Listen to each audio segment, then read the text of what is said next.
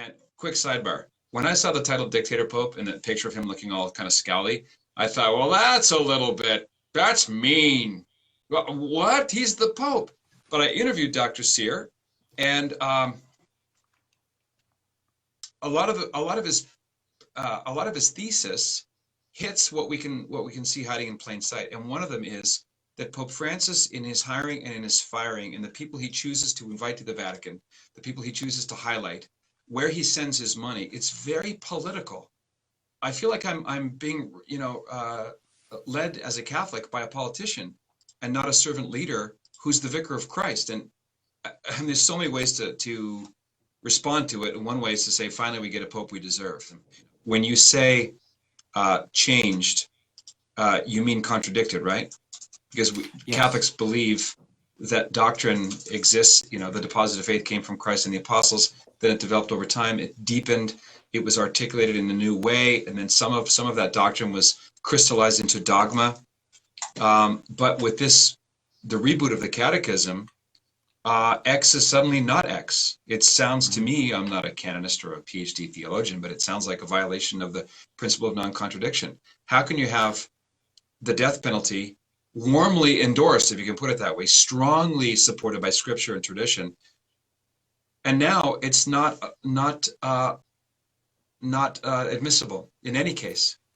No, and by the way, just a quick, as I know you know, Pope Francis personally believes, he said this publicly, that life sentences are the de facto equivalent of the death penalty, and therefore also immoral. It's like, can't square this with the tradition. Can you? Can you square that circle? No. And this is the thing. It's just, once you get to these impossibilities, where do you go?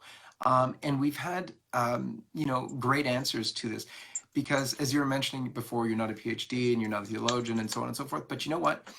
We don't have to be. The faith is simple, and it was very simple. And that's why there's such a beautiful saying from Bishop Athanasius Schneider, whose name, funny enough, is Athanasius, and he seems to be quite the Athanasius today.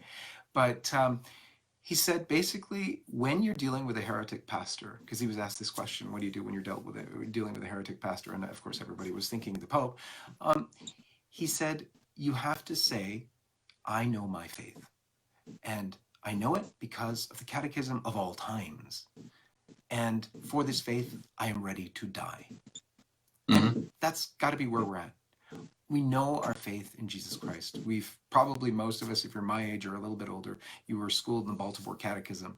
And so we know the answers to faith, and hopefully throughout our years have gained more understanding of those simple truths that were laid out, at least in memorized form, and now take on flesh.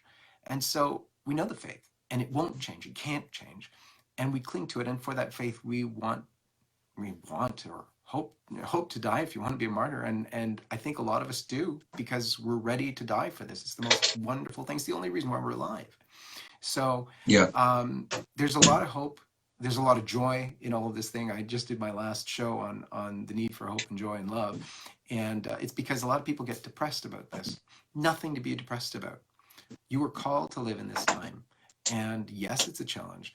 God's up for that challenge through you. And, it's a beautiful thing to be able to offer your prayers, sacrifices, and sufferings and joys. It's easy to get burnout, like bad news, bad news, bad news. But you seem like a happy warrior, John-Henry. Yeah. Well, that's one of the things that I'd really like to discuss, because that's an easy one for me. The one way not to be depressed in this horrible situation is that you realize that you are so little in this battle. It's great to live in a society where your enemies are, even the flesh and blood enemies are so powerful. You've got corporations that have multiple trillions, forget billions anymore. You have an enemy everywhere that can listen to you at all times. So much power around that you can do absolutely nothing. And then on top of all that, the church is gone nuts, and the prelates are some of them are heretical, and you're just faced with insanity. So you get to really realize you're really, really, really small. And that's a great thing, because then God fights for you, because you can't do it yourself, and you're just there to do whatever he wishes. And it is kind of the good news, right? It is. And The absolutely smallness is. is good And news. I'm it's the good thinking news. of yeah. Absolutely. That's the thing. I'm We have thinking of now we got that terrible awkward hashtag embrace the awkward pause. I was just going to say I'm thinking Go ahead. about servant of God Catherine Doherty. I am third, Mhm. Yeah. and her many prophetic insights. If people listening right now or watching have never heard of Catherine Doherty, the founders of Madonna House, Doherty, late husband of Eddie Doherty, a magnificent writer. She founded Madonna House in about 1954, I guess. Friendship House before that. But Catherine has so many insights into smallness and into humility. And one of my takeaways is that, God, when he became flesh, didn't show up in Paris or Rome or Athens or Jerusalem, just a complete hick town like Barry's Bay or Santee, California, you know. So, and he chooses of all the 12, none of which had ever heard of Scott Hahn or Catholic Answers or LifeSite News or me or you.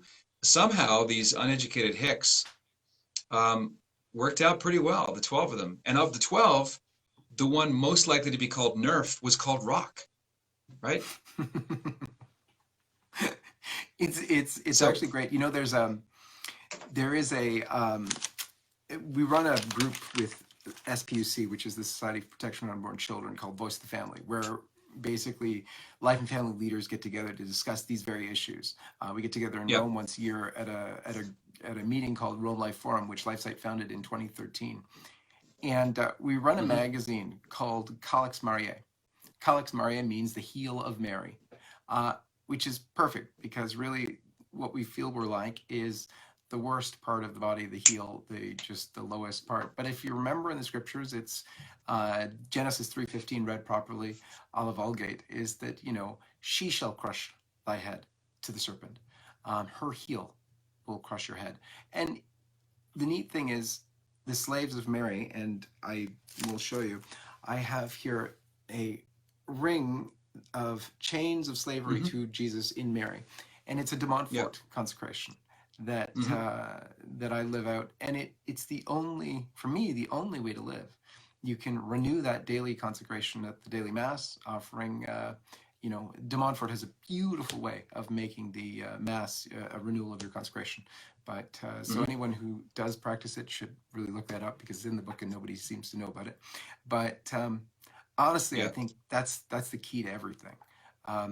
This is Our Lady. Her Immaculate Heart will triumph in the end, as she said at Fatima. And so that's what we're waiting for. Yep. I think a lot of Catholics try to squire away from the problem of corrupt church leadership by saying things like this. I know you've heard this before. I don't go to Mass because of the church. I go because of Jesus and my relationship with him. Well, that is wonderful if you're Protestant. That works out perfectly. But the church is the bride, and Christ is the head and the church is the body. Kind of hard to separate head from body unless you want to decapitate the organism. So, and then that goes back to the angst that Catholics feel about all of this confusion and fuzziness and for instance, to start a long list that we don't have time to get into, part of my red pill was the first interview that the Holy Father did with Eugenio Scalfari, the La Repubblica 94-year-old or whatever he is, editor, who doesn't record his interviews. Remember, the Pope said he didn't believe in hell, that hell was basically annihilation. And I thought, well, I know the Pope probably doesn't believe that. But the Vatican press office, I thought we're going to come like behind the parade with a pooper scooper and clarify. Nope. Just, No. That's not accurate. What? You need Yeah. more than that's not accurate. We need a fulsome presentation or correction or clarification, and it never comes. And that's the problem. And not only that, the other problem is it seems to be supported in Amoris Laetitia. And that's where it gets really dangerous. Yes. Because in Amoris Laetitia, you have the line of no one is condemned forever. That's not the message of the gospel or something like that. And so that seems to back up this same false notion. And where do you go with that when the Vatican is unwilling to correct? They publish the interviews from Scalfari on the Vatican website. It becomes bizarre indeed. Margot says, was the crucifixion inadmissible?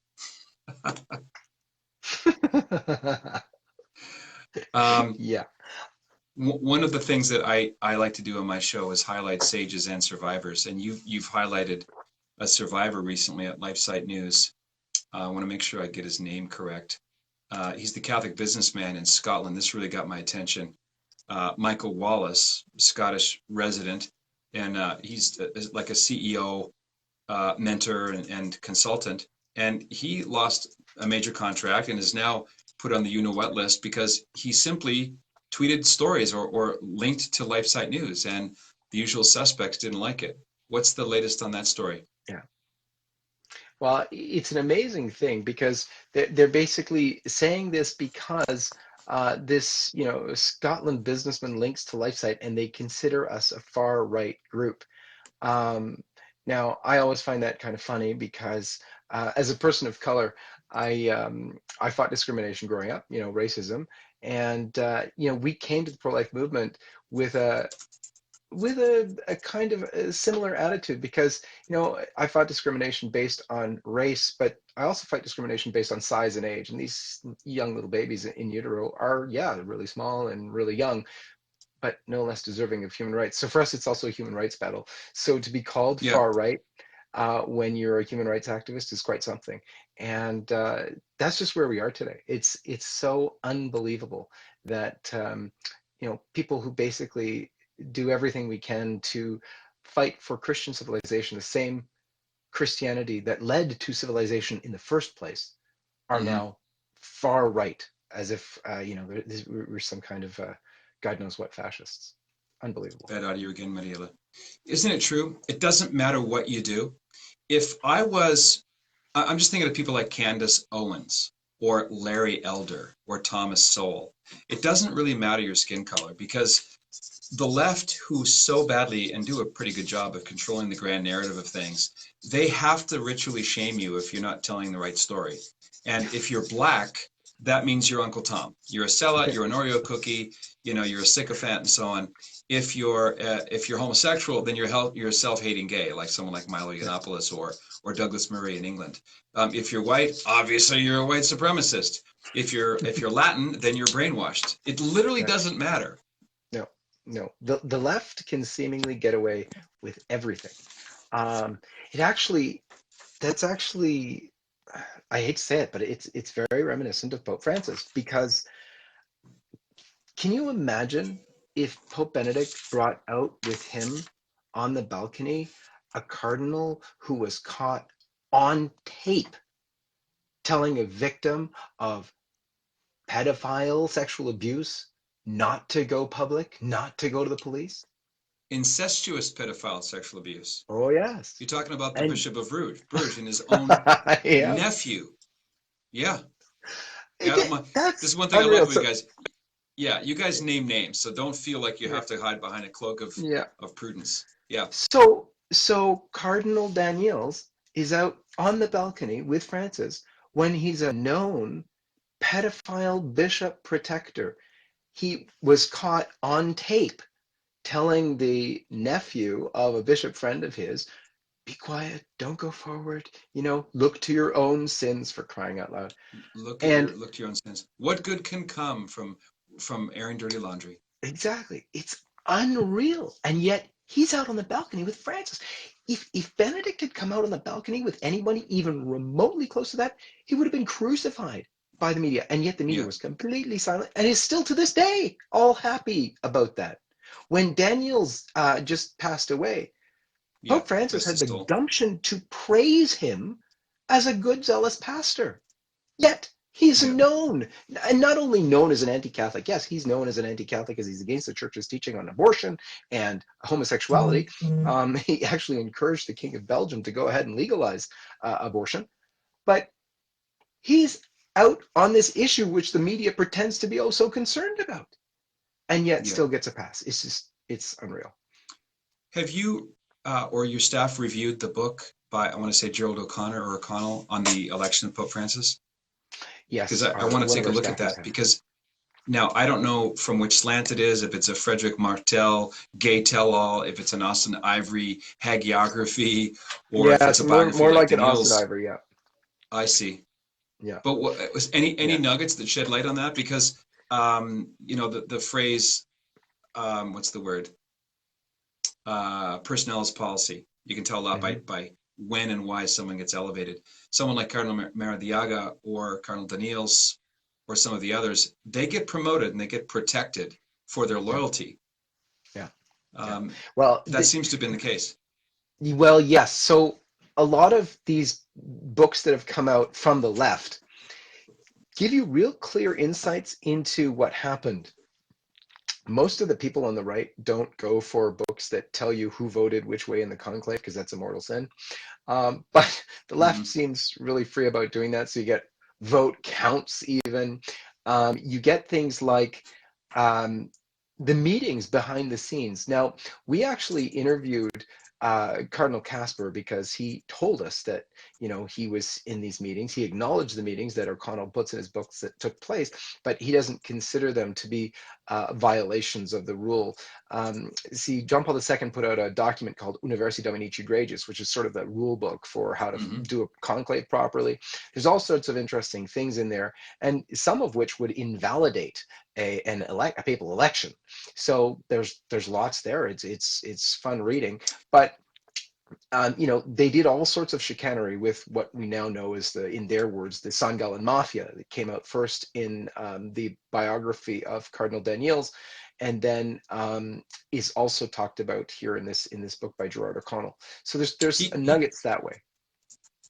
Daniels coined the phrase as a kind of a joke, a self-appellation, right? Yeah, in fact, they all used the term mafia for themselves, led by Cardinal Martini in a work, you know, to be against Pope Benedict or the election of Benedict first, and they failed in that respect. And then, they were trying for Bergoglio even back then. Let me hit you with this, because I've interviewed Bishop Emeritus of Corpus Christi, Bishop René Henry Gracida, on his open letter to the cardinals. I actually thought about this thesis 3 or 4 years ago. I didn't even know Bishop Gracida existed. I had no exposure to him or his writing or anything like that. The thought occurred to me when I read the portion of The Great Reformer, the Austin Ivory biography, which came out less than a year or about a year after Pope Francis was elected. I thought, how does he know he's the Great Reformer? He's just been elected.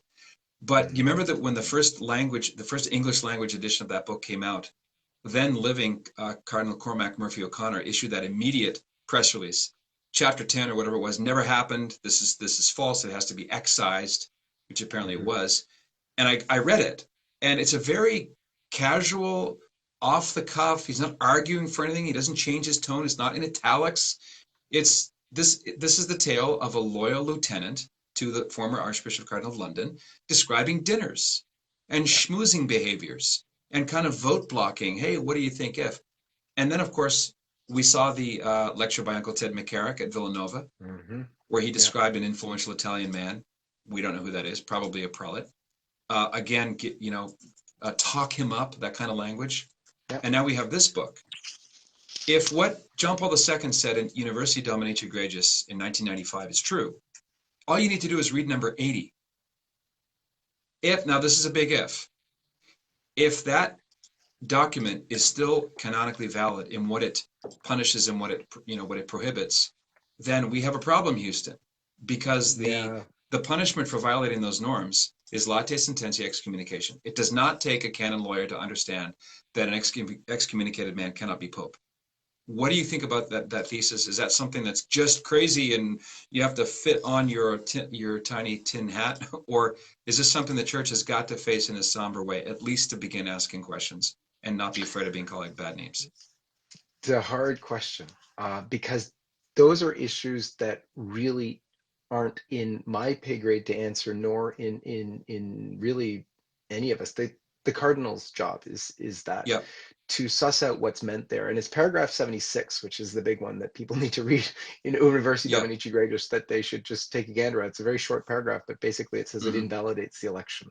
But the cardinals that I know have looked at that and don't deem it something that is pursuable. A very good statement came out on the issue by Bishop Schneider just recently, on this situation of the Pope and what to make of it, and is he the Pope? And he's of the opinion that very clearly he is the Pope. The Church, the cardinals have accepted him as Pope. No one has, gone against that understanding, at least, not any kind of grouping of cardinals whatsoever. So the acceptance of him as Pope from some of the people in the church who I trust is pretty clear. But what's to be made of all this is really not where I go in my thoughts, only because could be who knows what. God only knows, and it Right. wouldn't change a thing. It wouldn't change a thing if Pope Francis is not the real Pope. Well, no, it wouldn't change a thing in terms of what we would be doing, because we'd still be doing the same things, pointing at the same things. Such a declaration would right now seemingly only be made by a tiny, tiny fraction of cardinals. What would it do to the church? God only knows. The cardinals are concerned, even they were concerned about issuing a dubia, and it was only 4 of them, 2 of whom have now died. Can you imagine anything stronger? I mean, this filial accusation, if you want to call it that, just came out, but you'll notice it was only signed firstly by about 19, 20 people, and none of them were bishops or cardinals or anything of the sort. Yeah, So it was 2 of the bishops, though. sure. So we'll see. I mean, that Well, would be a huge thing. my thing is, as a spiritual son of Bishop Sheen, who said, right is right even if the world is wrong. If 100% of the cardinals don't agree with Bishop Cressida, and therefore, the church has universally accepted him as Pope, that doesn't necessarily mean he's actually Pope, because of the objective content of what St. John Paul II laid down. Now, I don't know what, that's an odd conundrum to be in, because the figures who have the power to resolve it have vowed not to resolve it, or even not to look at it. And you're right about the numbers. I mean, we've had almost 7 years now of Red Hat producing activity on the part of the Holy Father, and it's a very different makeup. This is not 1984 now. Actually, shouldn't have used that. That was misleading. That sounded like Orwell. It's not 1992 anymore, as far as the character, if you will, of the makeup of the cardinalate. Yeah, it's the appointments, though, haven't been straight. They haven't been all down the line. They have been slanted and weighted for sure, but we have some surprising selections sometimes. So God only knows what's coming, but yeah, it's not something that I really deal with that much, because I know it's out of my hands, and we Sure. can pray specifically for that if we want to, but I don't think we're going to actually have anything happen here without some kind of major cataclysm, because people are just so stuck in where they're at. Yeah. This is not going to resolve itself easily. Speaking of taboos, when I'm asked about Pope Benedict XVI, whom I had the unmerited grace of meeting and introducing him to my father through connections in Rome, I won't mention how that happened, but I've been a lifelong fan of Cardinal Ratzinger's writings. His introduction to Christianity really helped bring me back to the church. So I was a all-in, paparazzi fan. I don't think that Pope should resign, especially not that Pope. And do you agree, John-Henry? He didn't seem to want the job. He produces one massive tome, Jesus of Nazareth, after another, not authoritative. I mean, it's as he says, it's the opinion of a biblical theologian. And he just he wished that he had gone to Bavaria and prayed and wrote as he wanted John Paul II to let him do when he was the prefect of the CDF. What are your thoughts on the abdication? It was very, very sad. I was a fan of John Paul II's dying in the papacy. The demonstration of willingness to suffer and live out your cross in front of everybody, I thought was beautiful. To see Pope Benedict do that for the reasons that he states in his later book, he felt that he had to get to World Youth Day. He wears white because he couldn't find a black cassock. None of that makes any sense. For a time, I thought, oh, maybe he really did lose his mind. But no, that's confusing as heck, and it was unnerving, disturbing. I don't know how else to describe the thing. It was nuts. I have And it no was idea health what to reasons. do And that. if 6 months later he was, wheeled in an iron lung, or if he's obviously incapacitated or extremely frail, I would say God bless him. It makes sense. It was a great humble thing to do. But almost 7 years later, and he's debating in Communio magazine, and he's in rough and tumble debates with a rabbi, and I don't know. Mhm. It's confusing. It's You've got two it white, certainly is. older white, men in white with the zacchetto. They're both called Pope. They both wear the ring. They're both from the Vatican. And one And gets trundled out for a photo op every few months. It's just confusing. Francis calls Benedict Holy Father, and it is very Hmm. confusing. The only the only sense that comes out of it is Saint Catherine Emmerich had in her visions talked about the two popes and their lamentable relationship or something like that they had with one another. Hmm. Sometimes when in these times of insanity, you have to look to the messages from heaven for some kind of clarity or answer, and Mm-hmm. Mm-hmm. God knows only what they mean, but nonetheless, we live in very strange times indeed. Right. True or false? Pope Francis is the Trump of the left. In some ways, that's very true. I would say particularly for the environmental agenda. For he really did. If you want to call it purposeful or not, he was the Trump of the left on the homosexual issue. Mm-hmm. Because who am I to judge? Is on so many t-shirts at so many gay rallies, and he didn't Yeah. only say it once. Because everybody thinks, oh, he said it once and was on the t-shirts, and had he known what damage it would have caused, he never would have done it. Well, he knew the damage when he said it a second time, because the damage was written about everywhere on the planet. There's no way Mm-hmm. not to know it. And yet he used the phrase again on purpose. He also, when he came to America, embraced his homosexual friend Yayo Grassi and his gay lover, while being embarrassed of the short interaction with Kim Davis he had. Who was that? Remember the Kentucky clerk Kim Davis, Of who course, the one who heroically stood went up to for marriage, jail? and yeah, That's talk right. about attacked and shellacked. Yeah. Yeah, and I Yeah. mean, she Archbishop met. Vigano. Sorry, John Yeah. Henry. Archbishop Vigano mentions her. He said Yeah, he talked about the he chicanery brings behind the her scenes. into the. Can you still hear me okay? Because you're frozen for me. I can. No, I Okay, can. good.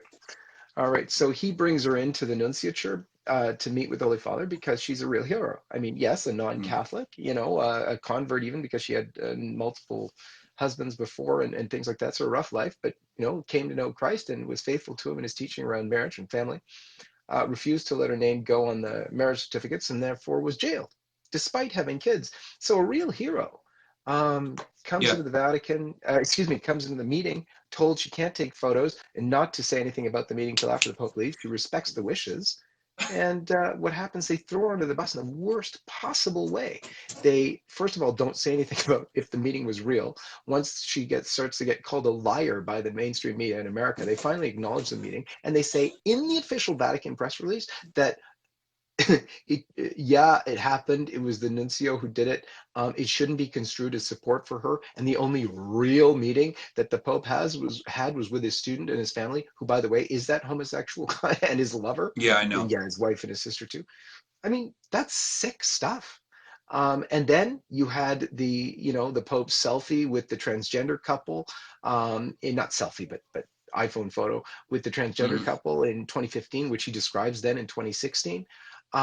So the confusion around these issues that's being left by the Holy Father definitely makes him a Trump for the left. Are you? Is your phone low on battery by any chance? The phone, Someone no, suggested maybe you got full bars there. no, I JD do, Trevor yeah. says maybe both of you wear red headsets. Maybe that was a joke. Um, yes, no, you're right about Kim Davis, and that leads to another thing. And I want to go into other stories, but just lingering now Mhm. on remember the song from Sound of Music? How do you solve a problem like Maria? Some problems you can't solve, and they're just out of our purview, above our pay scale, whatever.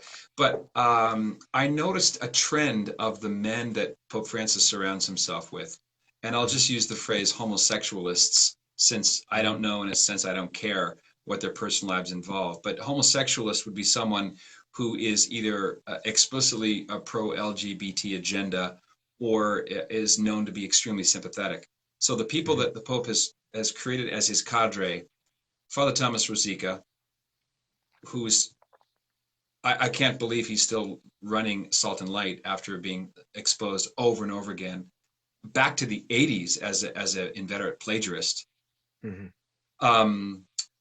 Daniels, Cardinal Daniels, Cardinal Maradiaga, some of the Chilean figures. Let me see. Casper. Batista Rica. Yeah, Casper. Now, Rica is the one of whom the Pope was referring in the Who Am I to Judge Him, right? Absolutely. That was sort of the rhetorical thought experiment. It was an actual man. Right. It wasn't just a rhetorical device. And he was a priest who got caught in homosexual affairs while working in the nunciature in Uruguay, and tried to be moved back to the Vatican several times, but he had big, powerful friends there. And when he got in an elevator with another guy, all sorts of things happened, and finally was shoved back to the Vatican, and put actually in Pope Francis actually made him the what was it, the second in command of the IOR, aka the Vatican Bank, right? That's right, like a pastor to the bank or something like that, some position with the Vatican Bank. So it was unreal. And he was also the head of Casa Santa Marta, which is where the Pope stays. Yeah, because of humility, so I guess. Yeah, we could go on, and I'm trying this week's Coffin Report for CoffinNation.com members. I'm really going to do my best to stay away from Pope Francis stories because it's a rabbit hole. If I can quote Cardinal Supich or misquote him, you can get lost and you can get into a hall of mirrors and side tributaries of the problem. And I'm really glad that you're putting things in one spot, John-Henry. It's just a great service for people who don't have time to pray to St. Anthony to find all these disparate sources. So I think that's a great service. That John-Henry Westen show should be a compilation of all of the most severe concerns laid out one after the other with all the evidence. We actually do that with a magazine too. There's so many people trying to follow this that can't, that we have a Vatican News magazine. Most people actually don't know about. It's called Faithful Insight, faithfulinsight.com. It's a print magazine because some of the people, especially some of the church hierarchy that need to follow these things, we learned didn't. So it was a service to them as well. And print? So you mean like paper? Actual John-Henry? Yeah, actual hard copy. Look at that. Oh, look at that. Okay. So you can see here the headlines. We don't pull punches. So this one is the one about Daniels called a zealous pastor by the Pope. Yeah. But yeah, we've been running this one now for 4 years, going on 4 years now, and it's just so that people can follow, because what's going on is so severe. It's also so much that people find it impossible, and since we live and breathe this every day, we're trying everything we can to make it clear for everyone. Do you believe that if you stop what you're doing and other organizations that are doing actual journalism, if you had been doing that in, say, 2002 in Boston, that you would be the spotlight team? And we wouldn't have to wait for secularist attorneys general to pound the church into submission and finally open up doors that should have been open to lay faithful. Because when people say, I can't stand the phrase divisive. What does it mean? It's like the word negative. What are you talking about? Yeah. Let's just go for the truth. But to talk a little bit about the importance of calling things by the right name and naming names and not trying to domesticate abject evil when it happens by people who should know better.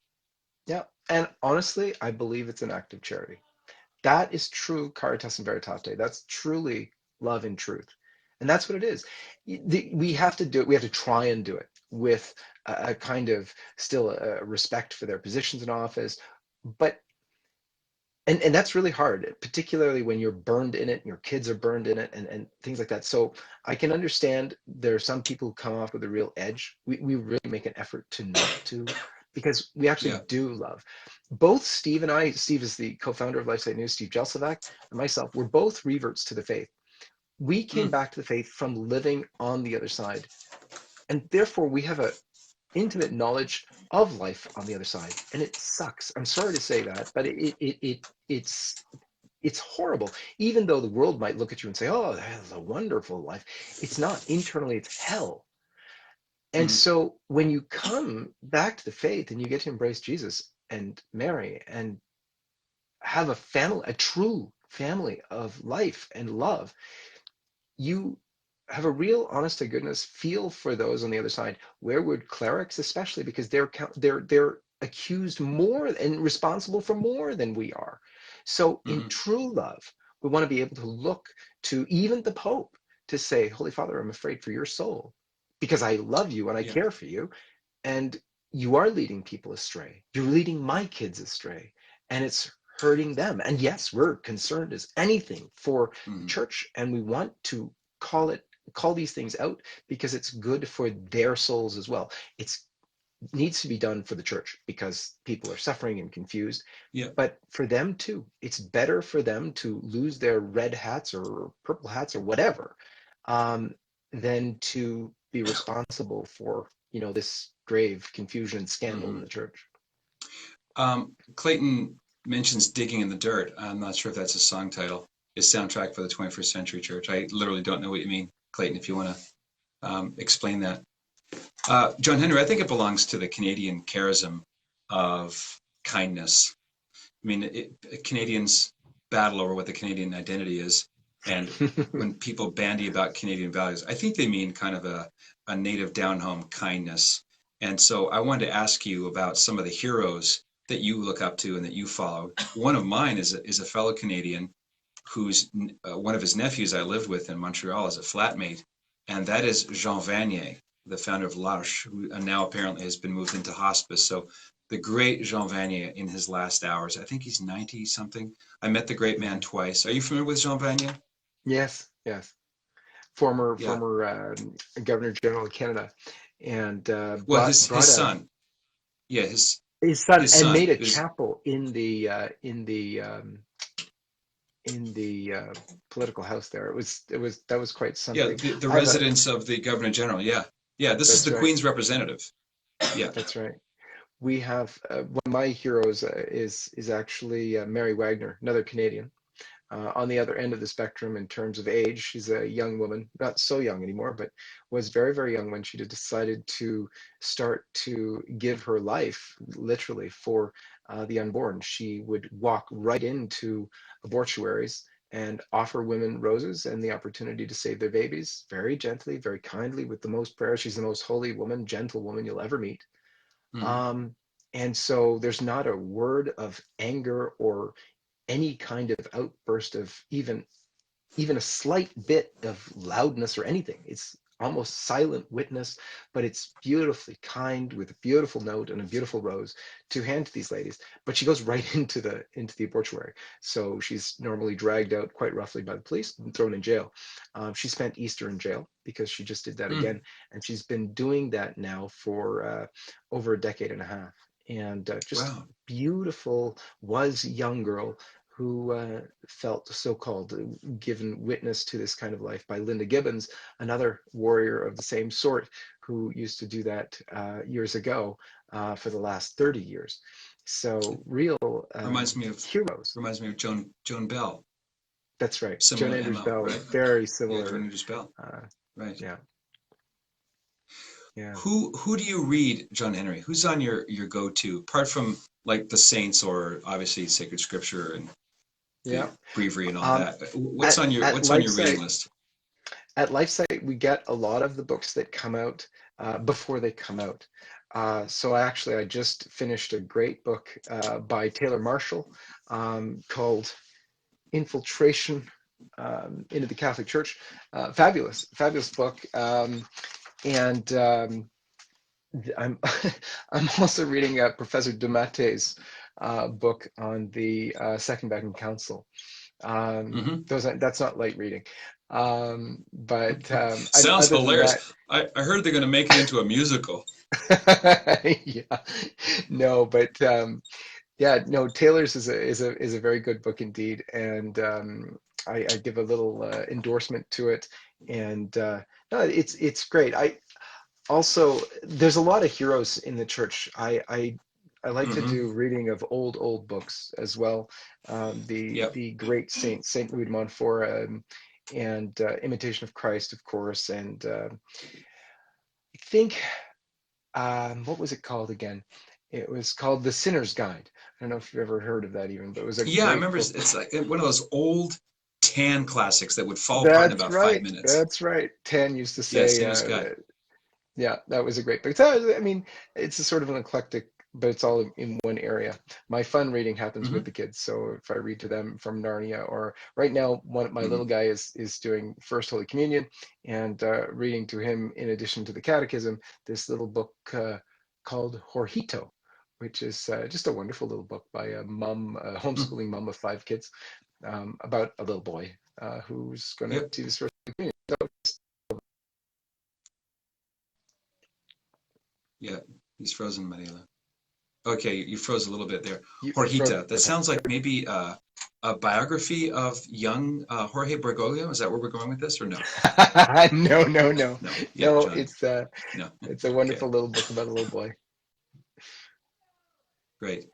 I just interviewed the great Anthony Esselin on Mm, defending boyhood. That's a great book, and he gives a lot of advice on reading and how to keep kids away from glowing glass screen devices, which destroy minds and just ruin everything. You know, this is why we can't have hmm. nice things.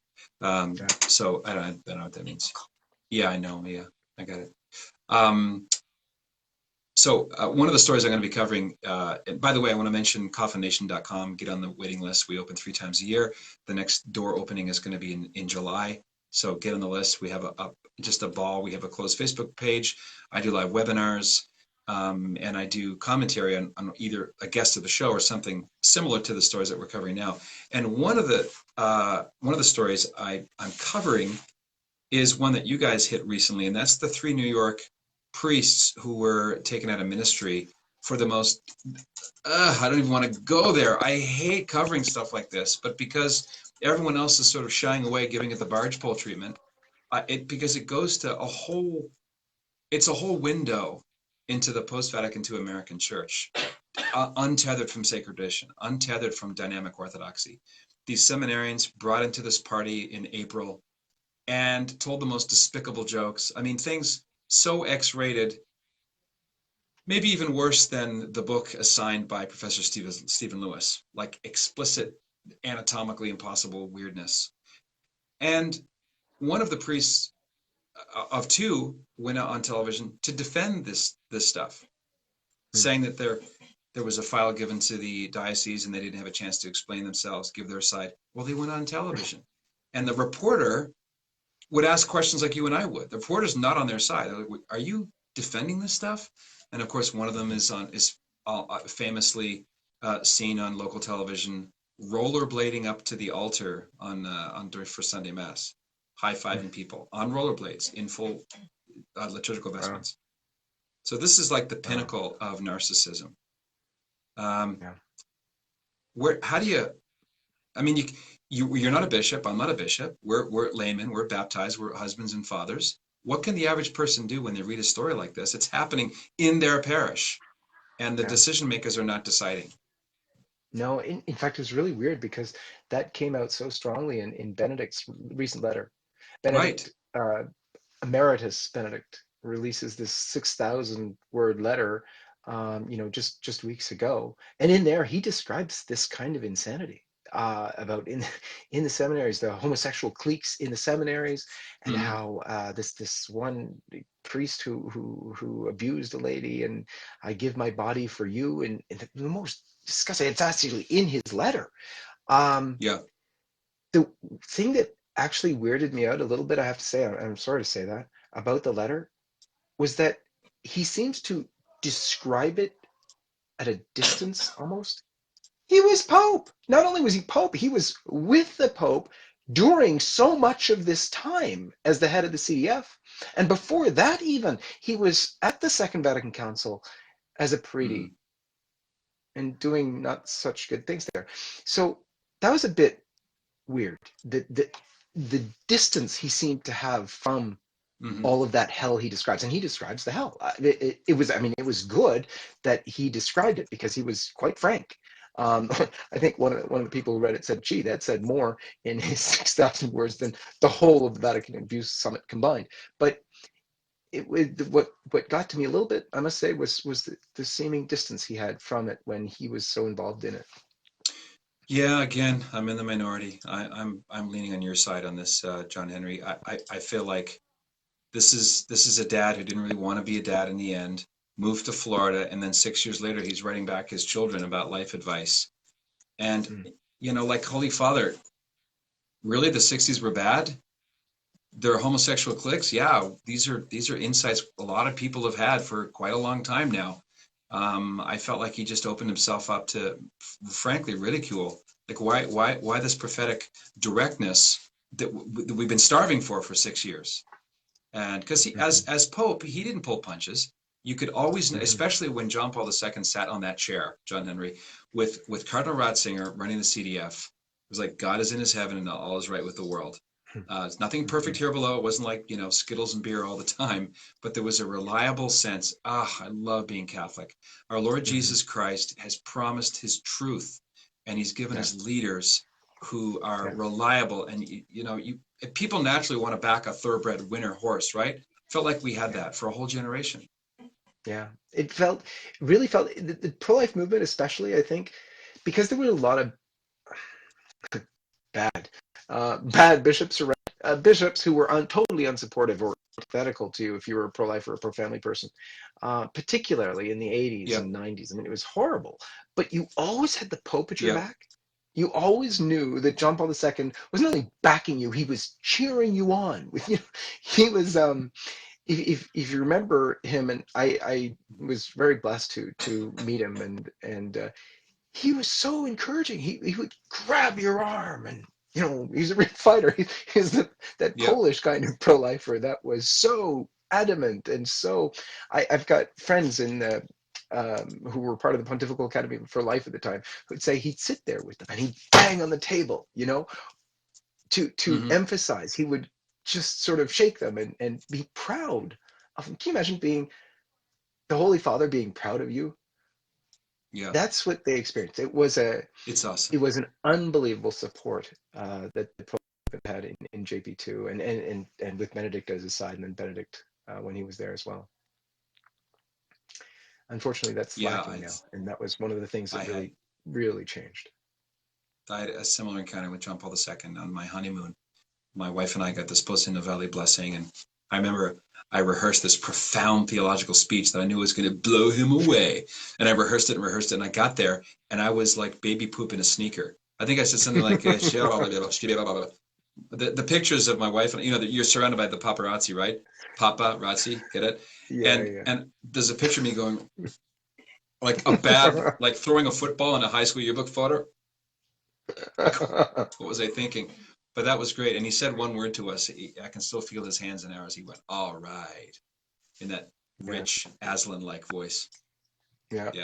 Well, beautiful. He first of all, his hands, it's weird you mentioned that, because you ever notice his hands felt like pillows? But anyway, apart from that. Well, I noticed his hand. He had very masculine hands. Right. Like they weren't, if you look at photos, if you Google image John Paul II saying Mass, he has these burly, like salt mine worker hands. It's one thing I noticed about him, in addition to that great masculine voice of his. The thing he said to me, I had just been with him in World Youth Day, not with him, but in Denver in 1993, and I told him. You were there? You were in Denver? Yes. Oh yeah. I was there. You didn't say. You could have said hi, wave, something. I know. I just didn't see you among all those 500,000 people there now. But when I met him in Rome, I was so moved in Denver. I wanted to say thank you for that. So I said to him, "Holy Father, thank you for Denver." And he said, Denver, good people. So that was his, I think, I'm on that, Andrew, sorry. Oops, sorry about that. Office invasion. You could do a phone tone with that voice. Yeah, no, it was. Do John Paul II from Kerala. um, that's tough. I can't do Polish and Indian at the same time. Indian is very easy for me because, of course, when I am at home with my family, I'm talking like this. But when I come and talk to the white guys, then I switch to this, and that's it. But to do Polish and that at the same time, that'd be too difficult. Yeah, no, I was just testing your creative fire, but very good. I knew you were gonna nail it. I could live with I would love to have a black or Indian Asian Pope. That would be strictly awesome. And There's a lot I'll of close great with this. contenders out there. Yeah, I have a theory. Yeah, I have a theory that Cardinal Sarah is actually telegraphing that he really does not want to be Pope. So he's putting out this torrent of dynamically orthodox content to take himself out of contention. Yeah. I hope it Well, backfires. I hope it backfires. I hope it backfires. If you Yeah. read his books, you'll notice the back and forth between him and the Holy Father is quite something. He doesn't say much publicly, but if you read his books in between the lines, there's all sorts of content there that's extremely interesting. Yeah. If you Wonderful. if you remember when he came out with the book God or Nothing, there's all Yeah. sorts of gems in there. And a few weeks after the release, Pope Francis said, anyone who says God or whatever, that's not even Catholic. Yeah, there's some comment like that, but if you go, the back and forth is quite something. When the Holy Father said about communion in that interview at the Lutheran Church, the meeting of the Lutheran Church in 2015, he was Yes. talking about, shall I go up and receive Holy Communion? The woman asks, and he says, oh, Yeah. I couldn't tell you. Ask Jesus and go forward. And so right after that, Cardinal Sarah does an interview on the subject, and he says, no, you can't decide in your conscience and just go forward. It was like, oops, that's a bit direct, isn't it? That was exactly the Yeah. same lines. But He's yeah, that's well, he's how it still is. standing. He, as the He Elton John is. song from the 80s, he's still standing. Yeah. He May he is. stand a long, When he long time. suggested Yeah. humbly as a priest that priests face the tabernacle for mass, that people should receive Yep. Holy Communion on the knees, there was an immediate Mm. correction from the Holy Father the very next day. Yeah. So, because they Yes. always said Rome acts in centuries, all of a sudden, Rome was acting in Yeah. hours. Yeah. You see pictures of Bono, pictures of Lady Gaga, and meanwhile the Dubia cardinals are in the hinterlands somewhere. But John-Henry, I could talk your ear off. I know people love this session. So before I thank you, finally, I do want to mention that we are going to Germany. My wife and I lead pilgrimages. We're going to go to Oberammergau to see the Living Passion play, Oh, beautiful. 2020. Yeah. Pick up a So crucifix. So sign up. beautiful there. Yeah, I've heard it's Catholic Germany. A lot of people don't know how prophetic Germany was in the role of evangelizing Europe. So patrickhoven.media/pilgrimage, patrickhoven.media/pilgrimage. Subscribe to this channel so you can you don't have to go searching. It'll come to you. Also on Facebook page, it's facebook.com patrickhoven.media. Get connected with all kinds of resources. We're also on YouTube, so subscribe over at the youtube.com. Well, you can find me. I won't say Googleable. Do an online word search. I'm tired of throwing traffic at Google. Do an online search and keep in touch. The main website is patrickhoven.media. John-Henry, thank you very much for your work. Lifesitenews.com, and check out the John-Henry Newman Show and all the other goodies there. I look forward to having you back, frankly. Thanks for your time, my friend. I know it's later there in beautiful Ontario. Thank you, my friend. God bless you and all your listeners. Okay, God bless you. Happy Easter. Bye-bye. Happy Easter. Okay, bye-bye. All right.